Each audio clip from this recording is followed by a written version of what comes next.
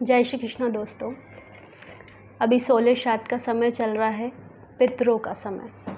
हम पितरों को संतुष्ट करने के लिए उन्हें धूप करते हैं और गया जी में पिंडदान भी करके आते हैं। कहा जाता है कि गया जी वो अंतिम तीर्थ है जहाँ पितरों को मोक्ष की प्राप्ति हो जाती है। तो व्यक्ति की यात्रा सतत और निरंतर चलती रहती है। उसके जन्म से लेकर ये यात्रा शुरू होती है और मृत्यु पर उसका अंत होता है। लेकिन मृत्यु पर ही उस आत्मा को मुक्ति या मोक्ष नहीं मिलता और जन्म जन्मांतर पर तक वो आत्माएं भटकती रहती है। उस आत्मा को मोक्ष दिलाने के लिए हम अपने पितरों की आत्मा के मोक्ष की प्राप्ति के लिए गया जी जाते हैं और वहाँ उनका पिंडदान करते हैं। तो पितरों के आशीर्वाद से मुझे भी गया जी जाने का मौका मिला और मेरे परिचित जो मेरे शुभचिंतक हैं वो मुझे फ़ोन लगाकर पूछ रहे हैं कि गया जी में आपका कैसा एक्सपीरियंस रहा और वहाँ जाकर हमें करना क्या है। तो उसके लिए ही मैं ये ब्लॉग बना रही हूँ। तो अगर आप भी गया जी जा रहे हैं या आपके परिचित भी गया जी जा रहे हैं तो आप उन्हें ये ब्लॉग शेयर कर सकते हैं। तो वहाँ जाकर आपको कुछ भी नहीं करना है। वहाँ जैसे ही आप ट्रेन से उतरेंगे रेलवे स्टेशन पर, वहाँ पर आपको विष्णु पद मंदिर लिखा हुआ नज़र आएगा स्टेशन पर ही ऊपर सीढ़ियों पर, और वहाँ पर एरो लगा हुआ है। उधर की साइड आप उतरे और ऑटो में बैठे। वहाँ पर जाकर ऑटो में आप बोले हमें आप विष्णु पद मंदिर छोड़ दीजिए। आपको रेलवे स्टेशन पर किसी से भी कांटेक्ट नहीं करना है, किसी भी पंडित से या किसी से भी कुछ नहीं पूछना है कि हमें कैसे पूजा करवानी है, क्या करनी है। आप सीधे ऑटो में बैठे, वहाँ पर उनको कहे कि हमें विष्णु पद मंदिर जाना है, क्योंकि विष्णु जी का वहाँ पर मंदिर है जहाँ पर उनके पद चिन्ह हैं। तो उस मंदिर को विष्णु पद मंदिर कहते हैं। आप ऑटो में बैठ के विष्णु पद मंदिर चले जाएंगे तो वहाँ पर आपको पूजा सामग्री, पंडित और फल्गु नदी के किनारे पर बैठकर आपको वहाँ पर पिंडदान करवाया जाएगा। अगर आप किसी से बात करेंगे बीच में मीडिएटर से स्टेशन पे या किसी भी पंडित से, तो वो आपके ज़्यादा पैसे भी ले सकते हैं और आपकी समय की बर्बादी भी हो सकती है। तो आप कुछ नहीं करें, स्टेशन पर उतरे, नीचे जाए, विष्णु पद मंदिर के लिए ऑटो वाले को कहे वहाँ से 3 किलोमीटर के डिस्टेंस पे स्टेशन से विष्णु पद मंदिर है। पूजा 4 से 5 घंटों की होती है दोस्तों। तो 4 से 5 घंटों की पूजा के लिए आपको पर्याप्त समय चाहिए। अगर आप गया जी में 12 बजे भी पहुँच जाते हैं तो 12 से 5 मतलब आपको सूर्यास्त से पहले पूजा करनी है, 5-6 बजे से पहले।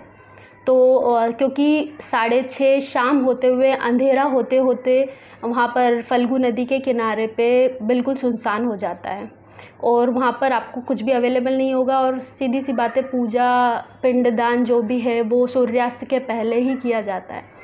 तो आप लोग वहाँ जाए तो सीधे विष्णु पद मंदिर जाए, वहीं पर नदी है। अभी इस समय वैसे नदी में पानी नहीं पाया जाता है, फल्गु नदी सूखी रहती है क्योंकि वहाँ पर सीता जी को फल्गु नदी को श्राप दिया था कि इसमें कभी भी पानी नहीं रहेगा।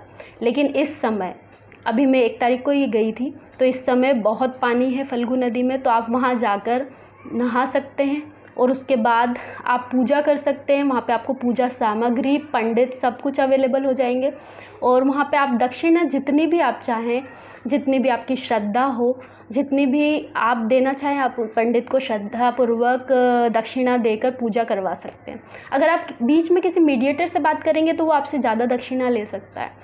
तो आप सीधे, मेरा यही सजेशन है कि आप सीधे विष्णु पद मंदिर जाएं।